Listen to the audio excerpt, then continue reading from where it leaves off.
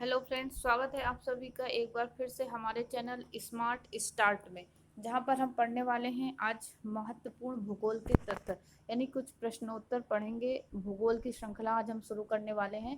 तो विभिन्न प्रकार के जो प्रतियोगी परीक्षाएं हैं, जैसे UP triple S C, UP PCS, SSC, bank, railway, है ना, यूपी में जो भी इन्हीं सब के अंडर में आने वाली जो भर्ती, महत्वपूर्ण भर्ती, लेखपाल की भर्ती, इन सभी के लिए ये महत्वपूर्ण होगा। भौगोलिक प्रश्न है जो, तो प्लीज़ हमारे चैनल को सब्सक्राइब कर लीजिएगा अगर अभी तक आपने सब्सक्राइब नहीं किया है, जिससे आपको एक भी वीडियो आपका मिस ना हो। जो भी वीडियो हम अपलोड करें आप तक वो नोटिफिकेशन टाइम टू टाइम मिलती रहे। तो चलिए शेयर कीजिएगा अपने फ्रेंड्स के साथ, और भी लोगों को, जितने अधिक से अधिक जितना आप इसमें ऐड करेंगे, और हम अपनी, यानी हमारी मेहनत के अकॉर्डिंग अगर आप भी रिस्पॉन्स देंगे तो हमें भी अच्छा लगेगा, और हम ऐसे ही मेहनत करते रहेंगे।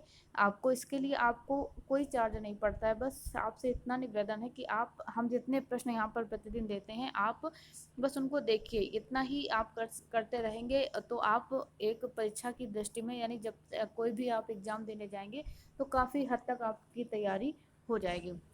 और अगर आपको किसी भी टॉपिक में प्रॉब्लम है तो आप मुझे कमेंट कर सकते हैं, बता सकते हैं कि मुझे इस टॉपिक का वीडियो चाहिए, तो मैं ज़रूर आपको प्रोवाइड करूँगी। और सबसे महत्वपूर्ण सूचना कि आप में से अगर कोई नेट जेआरएफ की तैयारी करता है तो नेट जेआरएफ हिंदी से मैं, हमारा कंप्लीट कोर्स चल रहा है, आप लोग उसको ज़रूर से ज़रूर ज्वाइन कीजिएगा, जिससे कि आपको नेट में सक्सेस मिले, यानी 100% सफलता आपको परीक्षा में मिले। तो अंत तक बने रहिएगा। महत्वपूर्ण 30 प्रश्न हैं, और आप लोग कमेंट करके ज़रूर बताइएगा इस 30 में से कितने प्रश्न आपको आते थे, आपके कितने मार्क्स इसमें आए। तो चलिए देखते हैं आज के प्रश्न।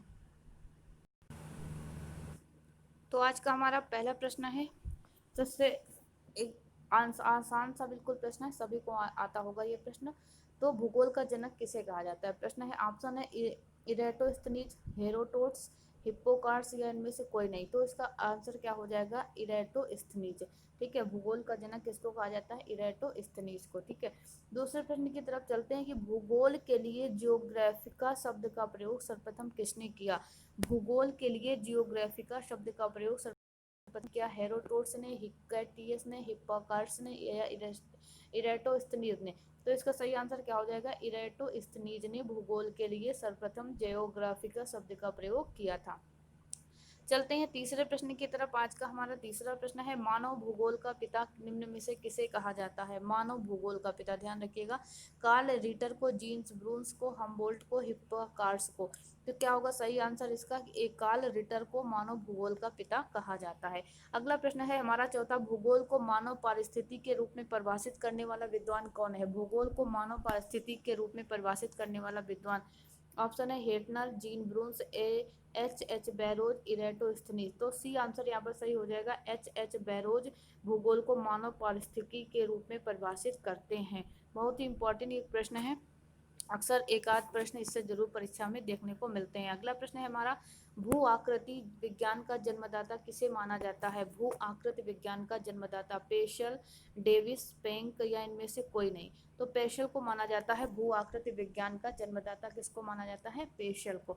चलते हैं अगले प्रश्न की तरफ, भूगोल पृथ्वी को केंद्र मानकर अध्ययन करने वाला विज्ञान है, ऐसा किसने कहा? प्रश्न है अगला हमारा, भूगोल पृथ्वी को केंद्र मानकर अध्ययन करने वाला विज्ञान है, किसने कहा था? ये वारेनियस ने कहा था, टेलर ने, कांट ने, या इनमें से कोई नहीं?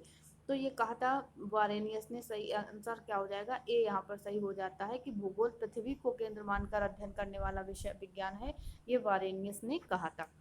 चलते हैं सातवें प्रश्न की तरफ, सौर मंडल के बारे में विश्व के समक्ष जानकारी प्रस्तुत करने का श्रेय किस विद्वान को जाता है? सौर मंडल के बारे में विश्व के समक्ष जानकारी प्रस्तुत करने का श्रेय किसको जाता है? कोपरनिकस को, केपलर को, गैलीलियो को, या इनमें से किसी को नहीं?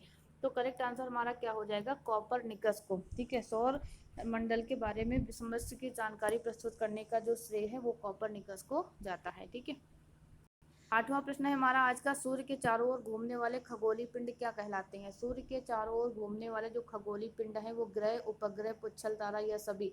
क्या है इसका सही आंसर? क्या कहलाते हैं? सूर्य के चारों ओर घूमने वाले जो भी ग्रह हैं वो कहलाते हैं, जो पिंड है वो ग्रह कहलाते हैं। ठीक है, अगला प्रश्न है हमारा नवा, भूलोक भूतल का अध्ययन है, ऐसा किसने कहा? भूगोल, भूलोक नहीं, सॉरी, भूगोल। ठीक है, भूगोल भूतल का अध्ययन है, ऐसा किसने कहा था? वारेनियस ने कहा, टेलर ने, कांट ने या कार्ल रिटर ने?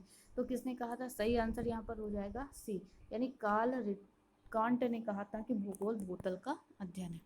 ठीक है, चलते हैं अगले प्रश्न की तरफ। सौर मंडल में कुल कितने ग्रह हैं? सौर मंडल में 10, 12, 9 या 8? तो सौर मंडल में कुल कितने ग्रह हैं? 8 ग्रह हैं। ठीक है, सही आंसर क्या हो जाएगा? डी, यानी 8 ग्रह हैं। पहले 9 थे तो एक ग्रह को हटा दिया गया, तो 8 ग्रह हैं। ठीक है, चलते हैं अगले प्रश्न की तरफ। 11वां है, किस ग्रह के चारों ओर परिक्रमा करने वाले छोटे छोटे आकाशीय पिंड को क्या कहते हैं? किसी ग्रह के चारों ओर परिक्रमा करने वाले छोटे छोटे आकाशीय पिंड को क्या कहते हैं? आंसर है हमारा ए पुच्छल तारा, बी ग्रह, उपग्रह। तो सही आंसर क्या हो जाएगा? उपग्रह कहते हैं। ठीक है, क्या कहते हैं? उपग्रह, यानी किसी भी ग्रह के जो चारों ओर परिक्रमा करते हैं छोटे छोटे आकाशीय पिंड, वो क्या कहलाते हैं? उपग्रह। जैसे सभी लोग कमेंट कीजिएगा इसका आंसर कि पृथ्वी का उपग्रह कौन सा है? पृथ्वी की परिक्रमा कौन करता है पृथ्वी के चारों ओर? तो पृथ्वी का उपग्रह कौन सा है, जरूर बताइएगा कमेंट करके इसमें कि पृथ्वी का उपग्रह किसको कौन है। ठीक है, चलते हैं अगले प्रश्न की तरफ। 12वां, ग्रहों की गति का नियम प्रतिपादित किसने किया था? ग्रह गति का नियम किसने दिया था? केपलर ने दिया, गैलीलियो ने दिया, न्यूटन ने दिया, इनमें से किसी ने नहीं। तो ग्रह गति का जो नियम है ग्रहों की गति का किसने दिया? केपलर ने दिया। मोस्ट इंपॉर्टेंट क्वेश्चन है, अक्सर परीक्षा में आता है। ग्रहों की गति का नियम केपलर ने दिया था। चलते हैं अगले प्रश्न की तरफ। नॉर्वे में अर्धरात्रि के समय सूर्य कब दिखाई देता है? 12 अगस्त को, 21 जून को, 21 जुलाई को, 21 मार्च को? तो नॉर्वे में जो अर्धरात्रि का सूर्य है वो दिखाई देता है 21 जून को। ठीक है, तो लास्ट तक इस वीडियो को जरूर देखिएगा। सभी प्रश्न 30 प्रश्न होंगे यहाँ पर, और आप उनको बताना है कि कमेंट करके कितने आंसर आपके सही होते हैं। सौर मंडल की खोज किसने की? सबसे सिंपल सा क्वेश्चन, कोपरनिकस ने, आर्यभट्ट ने, कार्ल रिटर ने या केपलर ने? तो सौर मंडल की खोज करने वाले जो विद्वान थे वो कौन थे? कोपरनिकस थे। ठीक है, अब सिंपल क्वेश्चन है और यही सिंपल क्वेश्चन हम परीक्षा में गलत करके आ जाते हैं, तो ध्यान से करिएगा इन सभी प्रश्नों को। चलिए अगले प्रश्न की तरफ। 15वां प्रश्न है आज का हमारा, सौर मंडल का जन्मदाता किसे कहा जाता है? पृथ्वी को, शुक्र को, शनि को या सूर्य को? तो सौर मंडल का जन्मदाता कहा जाता है सूर्य को। ठीक है, डी, सौर मंडल का जन्मदाता किसको कहा जाता है? सूर्य को। डी आंसर यहाँ पर सही हो जाएगा। अगला प्रश्न है यहाँ पर, एक ग्रह की अपनी कक्षा में सूर्य से अधिकतम दूरी को क्या कहा जाता है? एक ग्रह की अपने कक्षा से सूर्य की अधिकतम दूरी को क्या कहा जाता है? पेरिजी कहा जाता है, अपसौर, उपसौर या ओपीजी क्या कहा जाता है? तो एक ग्रह की अपने कक्ष में सूर्य से अधिकतम दूरी को अपसौर कहा जाता है, और न्यूनतम दूरी को क्या कहा जाएगा? उपसौर कहा जाएगा। ठीक है, चलते हैं अगले प्रश्न की तरफ। 17वां प्रश्न है हमारा आज का, कि एक ग्रह की अपने कक्ष में सूर्य से न्यूनतम दूरी को क्या कहा जाता है? अभी हमने इसका आंसर बताया आपको, उपसौर कहा जाता है। इसको क्या कहता है? उपसौर। अधिकतम दूरी अपसौर और न्यूनतम दूरी उपसौर कहलाती है। ठीक है, 18वां प्रश्न हमारा, अंतरिक्ष में कुल कितने तारामंडल हैं? अंतरिक्ष में कुल कितने तारामंडल हैं? 97 है, 81 है, 95 है या 89 है? अंतरिक्ष में कुल कितने तारामंडल हैं? तो करेक्ट आंसर क्या हो जाएगा? 89। अंतरिक्ष में 89 तारामंडल हैं। ठीक है, ध्यान रखिएगा। सभी अच्छे प्रश्न हैं आज के लिए हमने जो लिए हैं। अगला प्रश्न है 19वां, पार्थिव ग्रहों की संख्या कितनी है? पार्थिव ग्रह 5, 8, 4 या 7? तो आंसर क्या हो जाएगा सही? पार्थिव ग्रह की संख्या कितनी है? 4 का सी। अगर आप में से कोई पार्थिव ग्रह के बारे में आपको डिटेल में पढ़ना है तो जरूर कमेंट कीजिएगा। हम इसके विषय में एक अलग अगला वीडियो बनाएंगे आपको, जिसके बारे में पूरी डिटेल आपको होगी पार्थिव ग्रह उसके बारे में। ठीक है, तो आज यहाँ का सही आंसर क्या होगा कि पार्थिव ग्रह कुल कितने हैं? 4 हैं। ठीक है, 20 प्रश्न की तरफ बढ़ते हैं। 20वां है आज का हमारा, ब्रह्मांड में विस्फोटी तारा कहलाता है कौन सा कहलाता है? उल्का कहलाता है, अभिनव तारा, या धूमकेतु या सभी?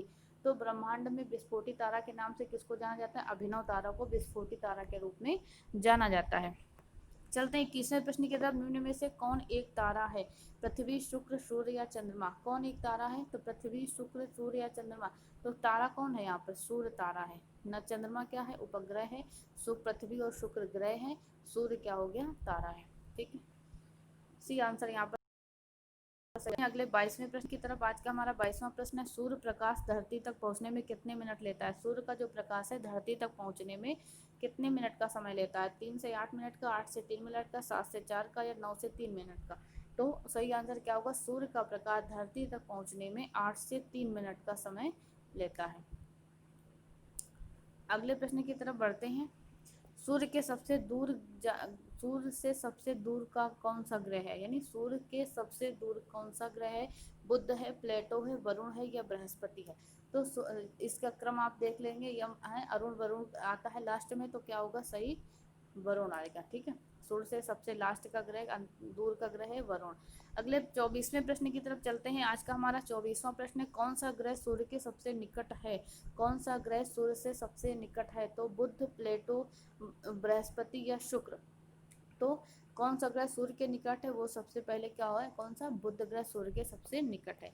अगला प्रश्न हमारा, किस ग्रह में चंद्रमा की तरह कलाएं होती हैं, किस ग्रह में चंद्रमा की तरह कलाएं होती हैं, मंगल में, शनि में, बुध में या बृहस्पति में। तो चंद्रमा यानी बुध ग्रह में चंद्रमा की तरह कलाएं होती हैं। ठीक है, सी आंसर यहाँ पर सही हो जाएगा। अच्छा, 20वां प्रश्न हमारा, बुध सूर्य का एक चक्कर लगाने में कितना समय लेता है। बुध सूर्य का एक चक्कर लगाने में कितना समय लेता है, 90 दिन का, 88 दिन का, 75 दिन का या 87 दिन का। तो 88 दिन का समय लेता है बुध सूर्य का एक चक्कर लगाने में, तो बी आंसर यहाँ पर सही हो जाता है। चलते हैं 27वें प्रश्न की तरफ। सौर मंडल का अत्यधिक तीव्र ग्रह कौन सा है, सौर मंडल का अत्यधिक तीव्र ग्रह, मंगल, शनि, शुक्र या बुध। तो सौर मंडल का सबसे तीव्र ग्रह है वो है बुध। सबसे पहले यही परिक्रमा कर लेता है सूर्य की, क्योंकि ये सबसे निकट होता है, 88 दिन में परिक्रमा पूरी कर लेता है। ठीक है, तो डी आंसर सही हो जाता है। 28वें प्रश्न की तरफ बढ़ते हैं। निम्नलिखित में से किस ग्रह को पृथ्वी की बहन कहा जाता है, पृथ्वी की बहन, शनि, शुक्र, चंद्रमा या मंगल। किस ग्रह को पृथ्वी की बहन कहा जाता है, तो शुक्र ग्रह को, बी आंसर सही हो जाता है यहाँ पर, शुक्र ग्रह को चंद्रमा की यानी कि पृथ्वी की बहन कहा जाता है। 29वां प्रश्न है, दो ग्रह जिनके उपग्रह नहीं है। कौन कौन से ऐसे दो ग्रह हैं जिनके उपग्रह नहीं है, पृथ्वी और शनि, शुक्र और बुध, बृहस्पति और बुध, मंगल और शनि। तो कौन से ऐसे ग्रह हैं जिनके दो ग्रह जिनके उपग्रह नहीं है, तो आंसर क्या हो जाएगा, बी, यानी शुक्र और बुध। शुक्र और बुध ग्रह हैं जिनके क्या है, जिनके उपग्रह नहीं है। ठीक है, शुक्र और बुध के। और आज का अंतिम प्रश्न है हमारा, किस ग्रह को शाम का तारा कहा जाता है। भोर का तारा तो आपने सुना होगा, शाम का तारा किसको कहा जाता है, पृथ्वी, शनि, शुक्र या चंद्रमा को।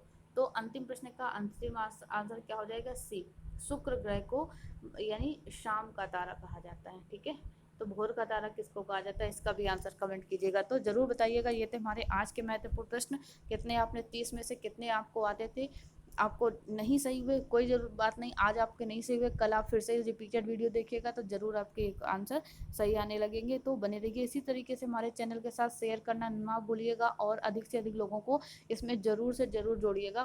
काफ़ी लाभ मिलने वाला है आपको आने वाली परीक्षाओं के लिए। तो चलिए मिलते हैं कल फिर ऐसे ही महत्वपूर्ण प्रश्नों को लेकर के। Thank you.